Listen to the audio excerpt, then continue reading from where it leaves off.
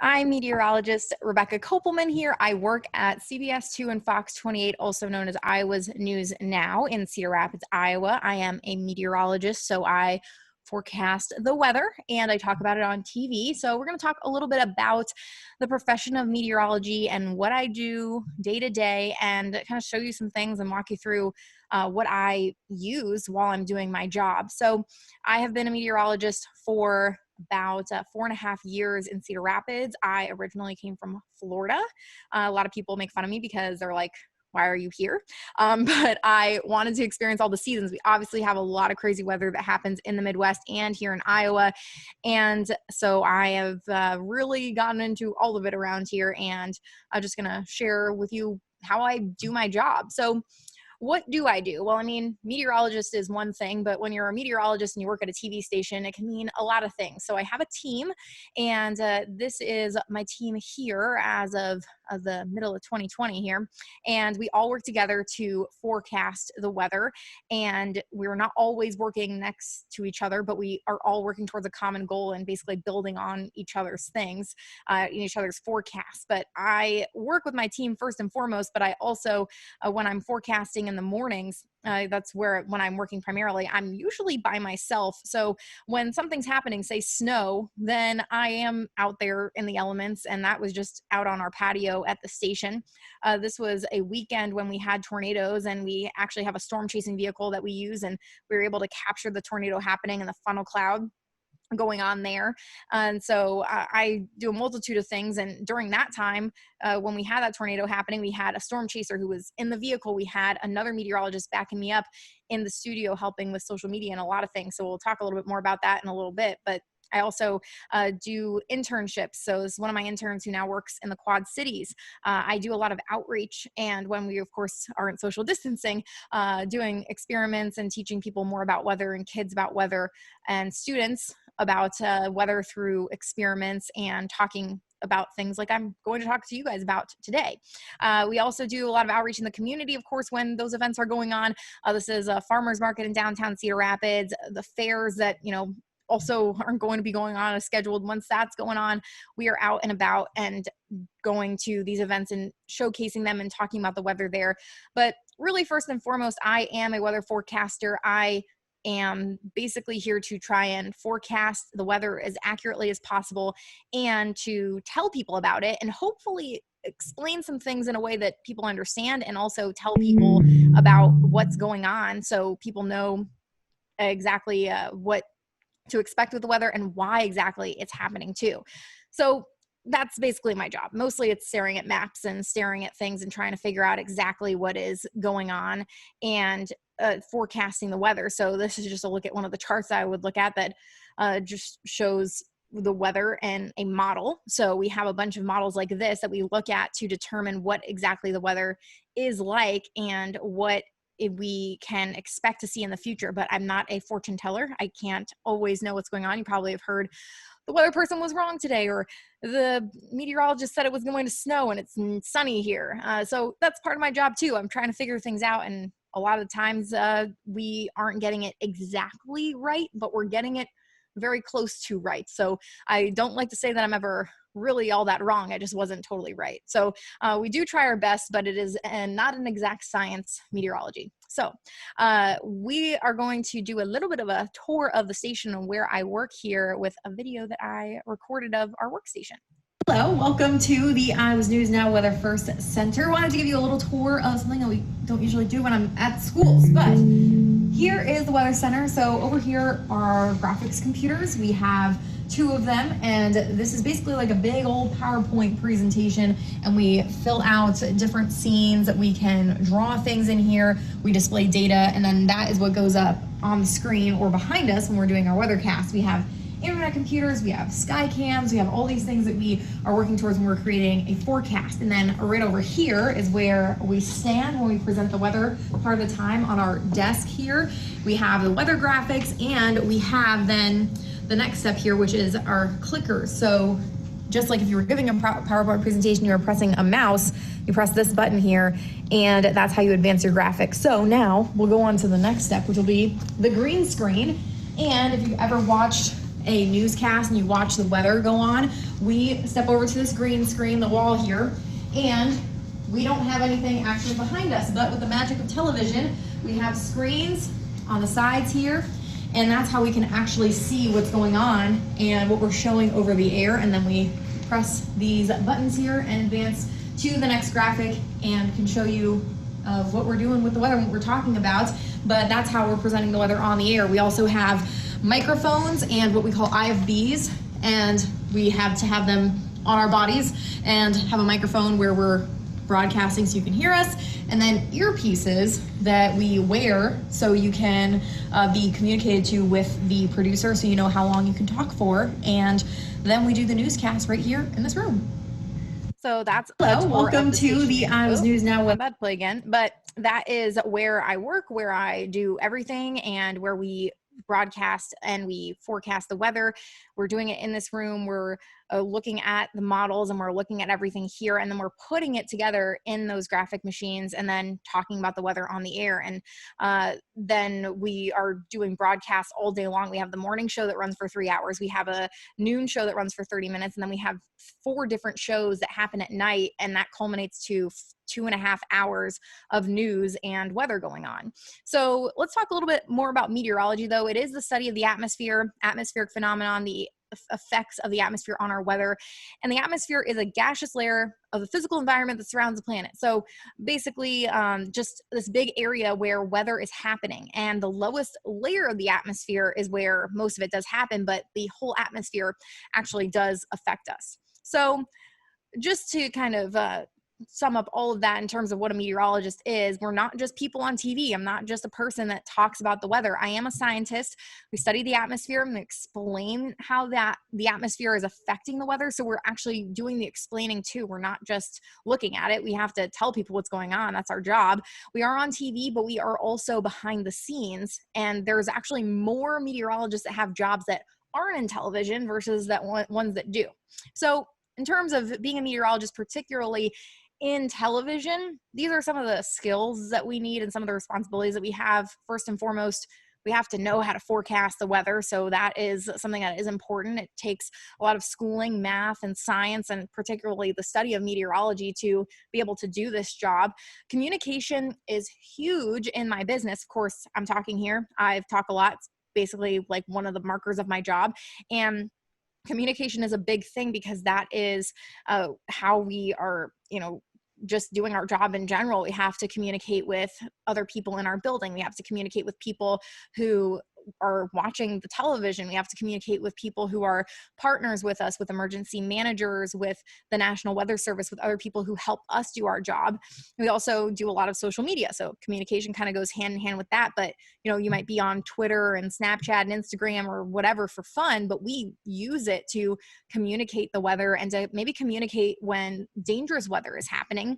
And teamwork is huge. I talked about that I have a team, and I am not just working with a team of a couple of people who do the weather, but I'm also working with a team of people who are doing the news and a team of people who are working in the National Weather Service and all those places that I mentioned, that we literally have to work as a unit to help people understand the weather, and also to make sure when there's dangerous weather going on that we're helping communicate that as best as possible. So some of my responsibilities, they kind of go hand in hand with this, but forecasting the weather as accurately as possible is a big thing that I do. So it's working on making sure that I know what the weather is going to be like, and also just making sure that people understand what's going to happen, because the weather changes. Sometimes it changes very quickly over a short period of time. We had an instance where we didn't think we were going to have tornadoes one day, and then the next morning I woke up and other forecasters across the country woke up and saw the situation, and that had changed, and we ended up having tornadoes. So communicating to people that there can be changes too, and then once we figure out what those changes are, doing it as quickly as possible is a huge thing. So it is my responsibility to make sure that people are aware when those things are happening. Reporting on dangerous weather conditions is a huge part of my job. It's probably the most important thing that I do, because it's one of the only ways that people are finding out about local danger when it comes to the weather is through the local news, because you're going to get the scientists who are sitting here, who know your area, who are getting the alerts, who are watching the storms, who are literally tracking it at the ground level and at the street level to let you know what's going on. So it is super important, and I take it as a big responsibility of mine to me reporting on dangerous weather conditions and also forecasting it beforehand. But then when it's happening, like I showed you that image earlier of the funnel cloud and the chase vehicle that we had, we do our best to try and show people what's going on so they understand we're not putting ourselves in danger. We have people who are trained to do it, and we're showing people that this is happening and this could cause problems, this could cause damage or cause you harm. So that's a big part of my job. And then communication is also a responsibility that I have, communicating with the weather and the news teams, communicating with people. People tell me what they want to know, what they're interested in finding out about, or what they don't like. And I have to then react to that. And it's my responsibility to serve the public and letting them know about the weather and really what they can expect with it. And so they understand what's happening. So all that culminates into the atmosphere and my job. And basically this is what the biggest part of my job is the weather and forecasting. That's first and foremost. So I went back, going back to talking about meteorology, and what it is just really forecasting and paying attention to this whole thing. Most of the weather though happens down here in the troposphere. That's where the clouds are. Mount Everest is also hanging out here, and jet planes don't usually fly too higher than that. Apparently spy planes can fly higher, but it's this area that we watch, and we have to pay attention to all of it to figure out what's going to happen with the weather. Because if there's just a little change that happens in some part of the atmosphere, we can go from having severe weather to not having severe weather, to having snow to not having snow, to having a little bit of snow to having a lot of snow. So that's why the weather is tough, but it all has to do with the atmosphere first and foremost. Then we basically take what's going on in the atmosphere. We have instruments that are going up, and we have all this data that's coming in, and these computer models are then created, and they take that data and then they come out with a forecast. So there are different computers that are basically spitting out all this information. It's just like if you have, you have plans and you want to figure out like what movie to watch, and you have to ask all your siblings and your family members, like, what do you guys think we should watch?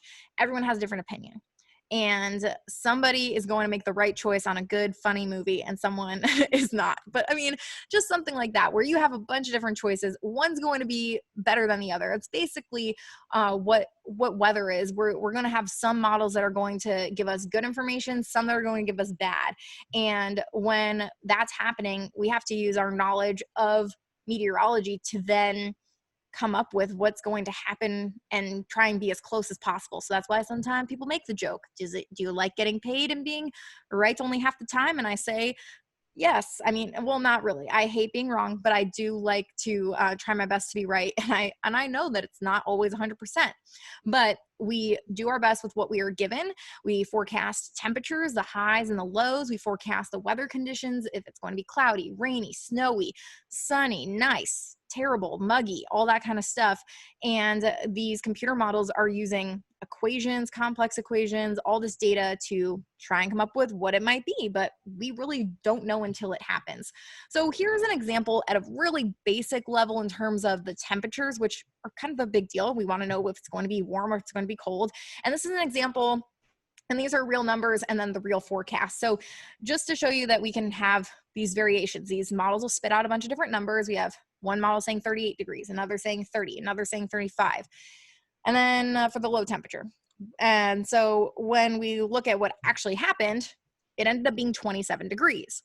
And you're like, all right, well, none of you were right, but one was closer than the other.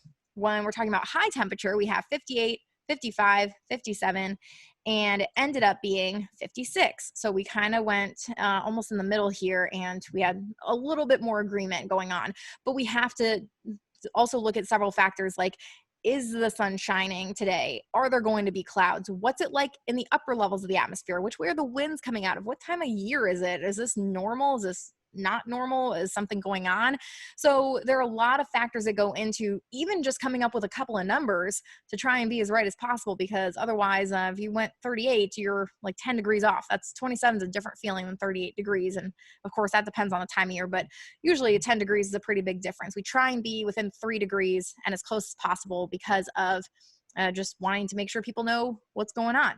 So, and that's just one example of kind of one part of it. It gets even more complicated when we're talking about the precipitation and how much rain's going to come and where, and how much snow is going to fall and where. It does get more and more complicated with that. And then with forecasting severe weather or a blizzard or stuff like that. So this is just kind of one little aspect there. But as I mentioned, the biggest part of my job is really when we come to severe weather, when we come into severe weather situations.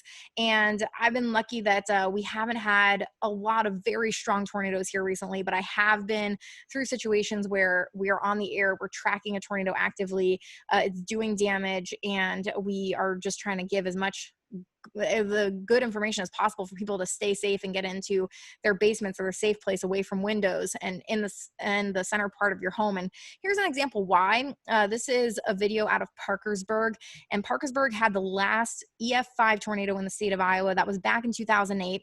And after that, then we had the floods of 2008. So 2008 was a rough weather year, but this was a very strong tornado. I'm going to play this video. It doesn't have any audio, but you can see this house, and this is a view from a bank.